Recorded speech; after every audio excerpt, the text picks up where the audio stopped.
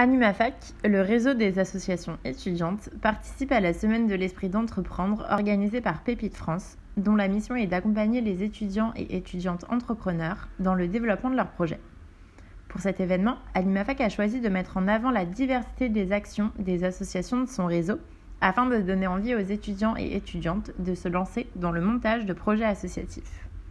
Aujourd'hui, nous allons aborder le thème de l'interassociatif ou comment et pourquoi porter un projet à plusieurs, avec Amandine Mussel, administratrice du collectif des pièces détachées pour le plateau mobile, et Nicolas Rizzio pour le festival des mines étincelantes. C'est toujours un peu étrange, voilà. Du coup, peut-être Amandine et Nicolas, si vous pouvez vous présenter un peu très rapidement pour l'instant votre projet et ensuite on écoutera peut-être Mathilde qui nous parlera un peu de si tu as des questions un peu précises, nous dire pourquoi tu es là, un peu ton parcours, etc. Ça vous va? Ouais. Ça me va. Trop bien. Vas-y Amandine, je te laisse commencer si tu veux. Oui. Du coup, moi c'est Amandine. Je suis membre du collectif des pièces détachées. Ensemble et de partager des valeurs de solidarité autour de la culture, des arts de la scène. Donc le collectif, maintenant, c'est une association qui a vocation de soutenir et d'accompagner d'autres assos ou des projets tournés dans le spectacle. Et nous, du coup, on a cette aide, on apporte cette aide de soutien et d'accompagnement dans différents projets. Du coup, et l'année a été compliquée, je ne vous le cache pas, avec le Covid. Je pense que personne n'est étonné par cette information. Mais la semaine prochaine, on a notre premier festival qu'on a co-monté avec une autre association allemande qui s'appelle Graffiti. On est très fiers et très heureux de pouvoir enfin voir un projet qui aboutit là concrètement et on est très très heureux. Et du coup, moi aujourd'hui, je suis présente à cette réunion et à ce petit meeting pour parler d'un autre projet dans lequel on est autrement investi parce on est, euh, on est trois sur ce projet, c'est le plateau mobile. On est trois associations du coup à avoir mis en marche ce projet. Donc nous, le collectif des pièces détachées, les Little Boys de Caen et le universitaire de Metz, pardon. Du coup, le plateau mobile, qu'est-ce que c'est? C'est un projet de camion itinérant qui renfermerait en fait une scène déployable un peu partout, mobile, et qui permettrait du coup de se déplacer et de pouvoir n'importe où décider de déployer cette scène et de jouer en plein milieu de nulle part, devant une plage, sur une place de marché, dans une forêt, et du coup de proposer au gré de nos tournées et de notre itinéraire, un spectacle qui, du coup, est aussi le fruit de création, d'une création de toutes les équipes qui sont sur le plateau mobile. On s'est réparti le travail de manière à ce qu'il y ait différents pôles, un pôle administratif, un pôle écriture du texte, parce que la pièce, du coup, c'est nous qui l'écrivons aussi. Donc ce pôle écriture, un pôle plus technique, scénographique, et puis plusieurs comédiens, plusieurs comédiennes qui vont aussi du coup porter ce texte sur les planches de ce plateau mobile. Et on est très heureux. C'est un projet qui nous a tous énormément motivés, boostés, et qui par la subvention reçue par AnimaFac, va devenir concret. Et du coup, on est très très heureux de pouvoir continuer à travailler là-dessus et de l'envisager, de le peaufiner pour le voir partir sur les routes de Bretagne l'année prochaine. Et c'est un projet aussi qui a vocation à démocratiser les arts de la rue, du coup, parce que du coup, c'est le camion qui va à la rencontre de populations qui n'ont peut-être pas forcément de structure culturelle à proximité immédiate. Et du coup, c'est nous qui allons à la rencontre du public, c'est nous qui proposons des formes nouvelles, parce que du coup, on est à plusieurs sur ce projet et chaque expérience, chaque sensibilité, chaque manière de faire se combinent, s'additionnent et font que on est une équipe très riche, très dynamique, et on s'écoute. C'est vraiment très agréable de travailler dans cette ambiance.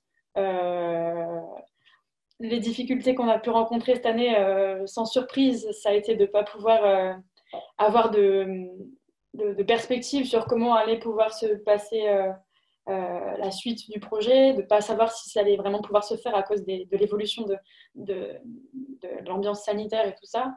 Mais on a mis en place plein d'outils qui nous ont permis de nous voir sur Zoom, de travailler, de faire que les pôles écriture ou autres se rassemblent et puissent travailler en petits comités dans le respect des conditions sanitaires en vogue en ce moment.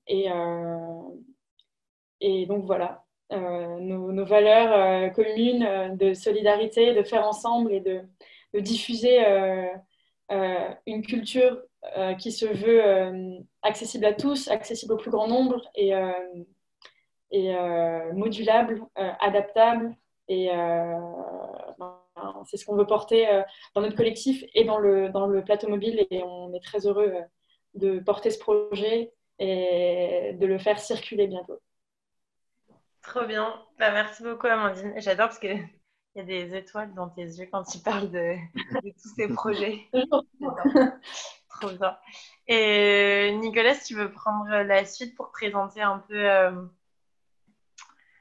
ton projet, enfin votre projet. Yes, il n'y a pas de souci. Ben, du coup, ouais, moi, c'est Nicolas Rizzio. Je suis étudiant en troisième année de gestion à Nancy, du coup.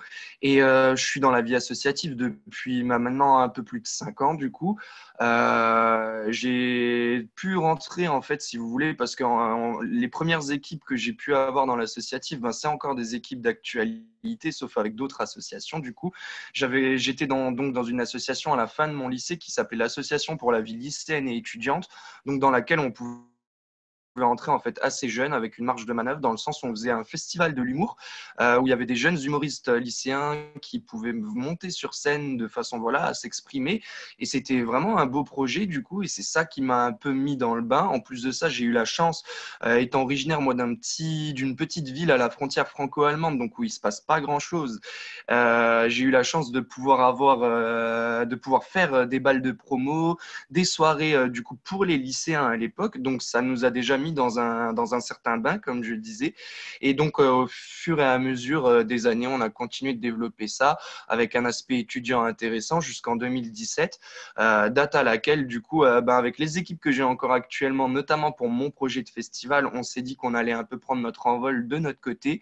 Et de là, justement, ça en est décidé la création donc, de plusieurs associations. Parce que nous, le choix de faire de l'interassociatif, du coup, c'est quelque chose qui est vraiment là depuis la création de nos projets, dans le sens où on avait déjà donc, des compétences assez différentes dans l'équipe qu'on avait auparavant. Et on s'était dit, vu qu'il y avait vraiment la place pour pouvoir avoir différentes structurations, on s'était dit pourquoi pas essayer de créer des associations différentes, mais qui pourraient se rejoindre à un moment. Pourquoi pas pour ce projet de festival notamment.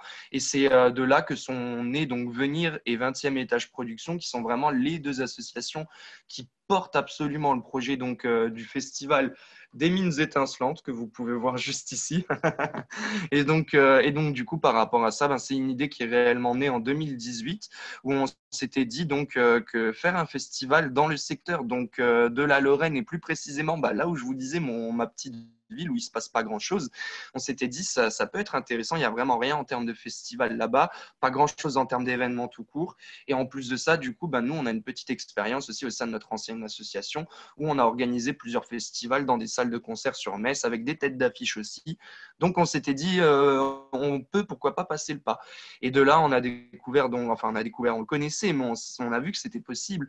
Un lieu vraiment exceptionnel, une ancienne mine de charbon, du coup, d'où le nom les mines étincelantes, qui a plusieurs hectares, donc qui est vraiment grande. Si vous voudrez, je pourrais vous montrer 2-3 images plus tard. Et donc, on a pu rentrer en contact avec le député de notre territoire et la direction de cette ancienne mine qui est devenue un musée. Et donc, ils nous ont donné le feu vert pour pouvoir justement concevoir un festival. Donc, c'est quelque chose qui a commencé il y a pile poil un an maintenant, au moment où on parle, la conception de ce festival. Donc, donc, l'avantage, c'est qu'on a tout de suite été rejoint donc, par 2 autres associations. Il y a Colored Shirt Production, qui est une petite association du coin qui sert à faire tourner des artistes locaux. Et on a une dernière association qui s'appelle Make Your Transition, qui est une association digitale qui sert un petit peu à faire des sessions live, surtout pour des clips électro ou quoi que ce soit. Donc, avec ces équipes-là, on a vraiment pu donc dégrossir le truc, voir un peu où on voulait aller en se donnant un plan assez précis. Et donc de là, on était découlé qu'on allait faire une première édition à l'été 2020, chose qui n'a pas pu avoir lieu malheureusement, oui, à cause du coronavirus. Hein. Mais mine de rien, nous, ça ne nous a pas forcément fait de gros soucis de ce point de vue-là. Ça a un peu mis un coup d'arrêt, mais au final, on a pu se renforcer avec une association supplémentaire qui s'appelle Pleine Nuit, qui est aussi basée dans les coins de chez nous et qui met en avant donc les arts de la scène et compagnie. Et du coup, de cette grosse alliance, s'est créée une association qu'on vient juste de créer qui s'appelle Les Mines Étincelantes, donc qui reprend le nom du festival et qui aura pour but en fait de vraiment mutualiser tout ce qui se passe et de garder une structure propre, ce qui sera peut-être plus facilement parlant gérable, quoi, du coup. Et donc le but, ce sera d'avoir un vrai festival de musique actuelle à pas loin de 80 000 euros de budget. Donc, pour une première édition, on souhaite le faire en une journée et une nuit avec 2 têtes d'affiche en termes de programmation et une programmation très centrée sur l'électro et le rap. Parce que notre but, ce sera d'avoir un public jeune, c'est sûr, mais ce sera aussi de pouvoir un petit peu englober tout le monde dans notre secteur. Donc, que ça fasse le lien entre les générations, mais aussi entre les pays, parce qu'on vise vraiment l'Allemagne comme public phare. Enfin, c'est vraiment à 2 km du lieu, donc c'est un impondérable. Et là-dessus, on a la chance d'avoir donc, en plus du soutien d'AnimaFac, donc je vous remercie encore pour ça, parce que ça nous fait forcément le plus grand plaisir. Hein. Mais là, on commence à avoir aussi d'autres soutiens donc, pour cette édition de cette année. On a le département de la Moselle là, qui nous soutient, donc aussi logistiquement parlant, avec des accès à des formations autres. Et on a une structure franco-allemande basée à Forbach qui s'appelle Cap Entreprendre. Donc Forbach, c'est la petite ville d'où je viens. Et donc cette structure Cap Entreprendre va nous permettre, elle aussi, de nous mettre en lien avec beaucoup d'acteurs de l'autre côté de la frontière, justement. Donc voilà, c'est un petit projet ambitieux, mais nous, on pense que ce projet, il peut avoir vocation à devenir un projet territorial majeur chez nous et on va tout faire pour que ça donne quelque chose de vraiment super cool. Donc voilà. Trop bien. Merci Nicolas. Amandine, je crois que tu avais une question. Pour savoir de quelle ville tu parlais, du coup, mais je me suis dit, c'est soit Forbach, soit Petite Rosselle. C'est Petite Rosselle. Pour le festival, c'est Petite Rosselle parce qu'on est au musée de la mine du coup de là-bas. Et voilà, toi, tu viens de pas trop loin du coup. Moi, à la base. Ah ouais, donc ouais, terrain connu. Il faudra que vous veniez avec votre projet parce que votre projet est grave cool et je pense qu'on restera en contact après tout ça. Grave intéressant aussi. On va poser notre camion sur le festival. Oh yeah, moi je dis que oui. Non, mais ça peut, franchement, c'est quelque chose qui peut s'envisager. Hein. Moi, je suis vraiment pas contre une idée comme ça. Et le lien, en plus de ça, là, il est hyper cohérent. Donc, et puis, même personnellement parlant, quand tu expliquais ton projet, je trouvais ça vachement intéressant. Donc c'est cool. Que du bonheur. Trop bien. Merci à vous deux. On reviendra après sur le deep un peu de vos projets. Mathilde, si tu es toujours là. Oui. Très bien. Et du coup, te présenter un peu rapidement et nous expliquer un peu le pourquoi de ta présence aujourd'hui. Du coup, voilà, moi c'est Mathilde, je suis alternante en tant que chargée de communication chez Pépite France. Voilà, Pépite France, c'est un réseau qui coordonne du coup les différents pôles Pépite qui sont présents un peu partout en France. Voilà, sachant que chaque pôle en fait est rattaché à des universités qui sont dans la même zone géographique. Et c'est un réseau qui donne la possibilité aux étudiants d'entreprendre en parallèle de leur parcours scolaire. Donc voilà, pour ce faire, ils doivent du coup présenter leur projet. Il y a un jury de sélection qui va du coup valider ou pas leur projet. Si leur projet est accepté, ils pourront du coup acquérir le statut d'étudiant, le statut national d'étudiant entrepreneur, le SNEE. Et suite à cela, du coup, ils pourront accéder à de nombreuses aides. Voilà, c'est assez divers. Ça peut être par exemple des espaces de coworking, des rendez-vous avec des experts, voilà, de la mise en réseau, de l'aide au financement, voilà, afin qu'ils puissent du coup monter leur projet, qu'ils puissent avoir un accompagnement. Euh, voilà, il y a aussi du coup une facilitation pour qu'ils puissent vraiment s'investir un plein temps sur leur projet. Par exemple, ils peuvent substituer leur stage à du coup leur projet d'entrepreneuriat. Euh, voilà, je pense que j'ai bien décrit brièvement Pépite France et le réseau Pépite en général. Ouais, trop bien. Et du coup, est-ce que toi, du coup, t'as accédé à ce temps d'échange en tant que pépite ou parce que toi, de ton côté, tu as des projets ou parce que tu as en tête des projets pépites qui pourraient être dans le même secteur? Alors, pas spécialement, on va dire, c'était plus par curiosité Ok, voilà, pour voir un peu les interventions et puis la thématique du jour m'intéressait également. Du coup, voilà, j'étais curieuse de voir les projets qui allaient être abordés. ok, trop cool. Et alors, juste petite question. Euh, Est-ce que tu as... je connais pas un peu ton parcours avant de commencer du coup ton alternance. C'est ce que tu m'as dit, alternance. Oui. Euh, Chez Pépite. Est-ce que toi-même, tu as été étudiante entrepreneuse ou pas? Alors, oui, en effet, avec Belize, voilà, c'était en deuxième année. J'ai fait une école de commerce et en effet, j'avais commencé, enfin, j'avais fait partie du processus. Voilà, avec mon groupe, on avait monté un projet de maison éco-responsable. En fait, c'était des kits voilà, en carton, en boîte de cellulose, qui du coup étaient 100% biodégradables, faciles à monter et à bas coût. Du coup, voilà, on avait ça comme projet. J'ai pas continué, mais c'était quelque chose qui en effet m'intéressait. Ok, trop cool. Et du coup, c'était un projet, j'essaye de tirer un peu le truc, mais est-ce que c'était un projet du coup, enfin, autre que format associatif ou start-up ou autre, du coup, c'était un projet que vous montiez à plusieurs personnes qui se connaissaient déjà en amont, ou c'était, j'essaye de trouver un lien avec Mm. porter son projet à plusieurs. Alors, non, en effet, on se connaissait pas quand on a monté le projet. Enfin, j'étais avec un autre étudiant en fait de mon école que j'avais rencontré pas longtemps avant. Et on travaillait aussi en parallèle avec des étudiants d'école d'ingénieurs des mines. J'étais à Saint-Étienne, en fait, mon université était à Saint-Étienne. Ok, Du coup, voilà, on était une équipe, on était ouais, de profils différents, ingé et école de commerce. Du coup, voilà, de ce point de vue-là, c'était assez complémentaire. trop bien. Et ouais, on était une équipe de 5, du coup, on a décidé de se lancer ensemble. Ok, et du coup, pourquoi toi, t'as pas continué le projet? Enfin, je sais pas si les autres l'ont continué ou pas, mais... Il y en a un de l'équipe qui était très motivé par le projet, qui lui a continué enfin, aller plus loin. Ok, Après, moi, j'ai étudié pas mal à l'étranger après par la suite. Du coup, ouais, enfin, on va dire que c'était pas très compatible. Ouais, c'était pas vraiment compatible avec du coup un projet entrepreneuriat. Enfin, voilà, il y avait des salons, des points de rendez-vous enfin, auxquels je ouais. pouvais plus assister par la suite. Donc voilà, je me suis un peu retirée de l'aventure. Ok, ça marche. Bon, bah, trop cool. Trop bien.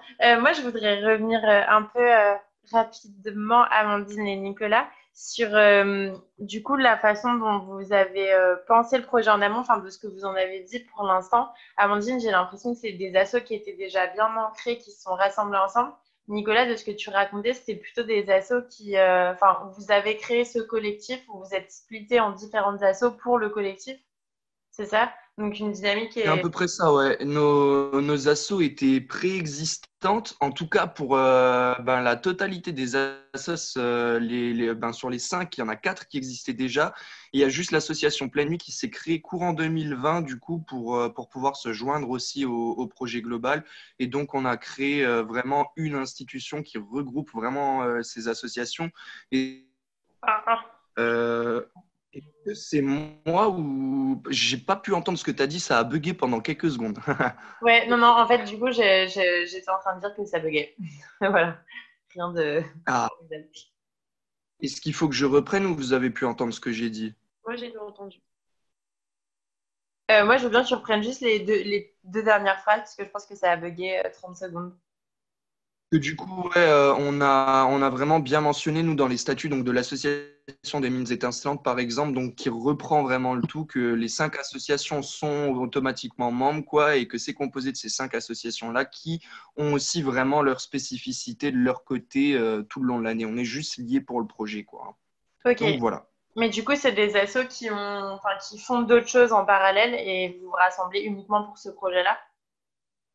Ou du coup, C'est c'est des... ça, ouais. Sachant que sur les autres choses qui sont faites en parallèle, mine de rien, il peut y avoir aussi, parce que par exemple, entre 20e étage production, qui est mon association enfin, je suis le fondateur de celle-ci, et donc venir, il y a des collaborations régulières, et même, je pense, avec, entre 20e étage et Maker Transition, collaboration régulière, et là, même l'association Pleine Nuit, qui donc est la dernière association qui a été créée et qui nous a rejoints, il risque d'y avoir aussi des collaborations, enfin, l'intérêt aussi avec ces choses qui sont dans l'interassociatif, c'est que ça nous permet de nouer des ponts qui peuvent être utilisables à tout moment. Et nous, on a vraiment envie de bénéficier aussi de cette dynamique-là, parce qu'au final, c'est ce qui peut être le plus efficace et qui plus est dans une période comme celle-ci, où mine de rien, nous qui sommes très axés sur les événements, on a du mal forcément à pouvoir vivre normalement. Et les collaborations en ce moment, c'est des choses qui sont assez pertinentes pour quand même faire vivre les associations et montrer un petit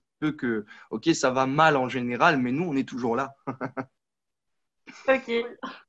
Et Amandine, toi, du coup, de ton côté?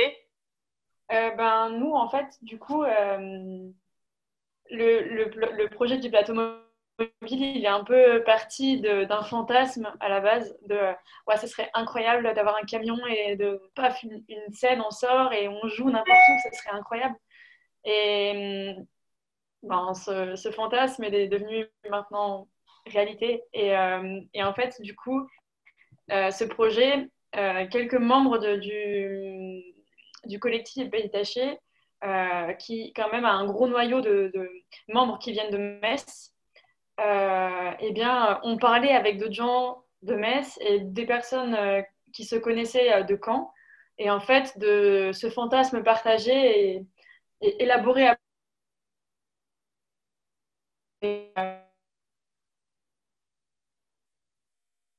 cette fougue qu'on a de vouloir faire ce projet qui nous tient tous à cœur et qui est faisable et qui techniquement, ça nous a peut-être paru un frein au début, mais on s'est dit, mais non, mais ce problème-là, on le règle comme ça, ce problème-là, on le règle comme ça. Et au départ, même, n'ayant pas forcément les fonds nécessaires, on n'arrivait pas forcément à se dire, ça va nous coûter tant, et n'ayant peut-être pas trop cette question des moyens financiers à mettre en œuvre pour régler certains problèmes, les moyens humains et les moyens de parvenir à trouver des solutions ensemble parce que c'est ça qui nous anime et c'est ça qu'on veut mettre en avant dans le travail qu'on mène tous ensemble, c'est de partir des identités de chaque association et de les combiner pour qu'il y ait une unité aussi identitaire qui se crée dans le projet du plateau mobile et qui reflète aussi la diversité, la richesse et la créativité qu'il peut y avoir dans toutes ces associations qui existent effectivement depuis pas mal de temps, notamment pour le TUM, qui est du coup un des plus anciens théâtres universitaires de France en termes d'associations et de structures associatives, du coup. Et, euh, et ayant du coup ce noyau de personnes qui se connaissent de Metz, dont je fais partie aussi, et ben, on s'est dit qu'il fallait qu'on élargisse et que aussi, étant donné que c'est un projet itinérant qui va se déplacer, les rencontres qu'on va pouvoir faire vont nous amener aussi à enrichir le projet, l'amener à se modifier par la suite parce que si ça marche, si on est satisfait de ce qu'on a fait, si ça a bien marché, on pense réitérer le projet avec un autre spectacle, avec peut-être d'autres équipes qui vont se greffer dessus et l'enrichir encore plus, le rendre plus grand, différent, nouveau, adressé à un autre public. On se nourrit aussi de cette richesse interassociative qui existe du coup et qui fait la force du projet et la force de sa volonté de toucher tout le monde et de s'adresser à tout le monde. Et du coup, ma petite question, bien sûr, Mathilde, Nicolas, si vous avez des questions en cours de lever la main et Mathilde. Je t'entends très mal, moi, perso. Ouais, je t'entends de Ouais, loin. ouais, moi également. Oh mince, je vais me rapprocher, vous m'entendez mieux? Oh, tout légèrement. Ok, trop bizarre. Je vais essayer de brancher mon casque.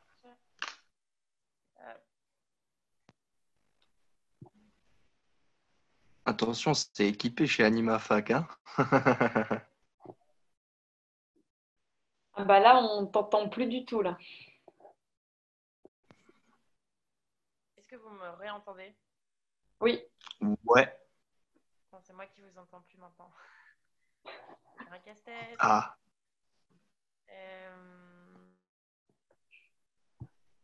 Est-ce que quelqu'un peut parler? Ah. Là, là, là, là, là, là, là, là, là. Okay. Ça va être sympa le replay. Réglez vos paramètres.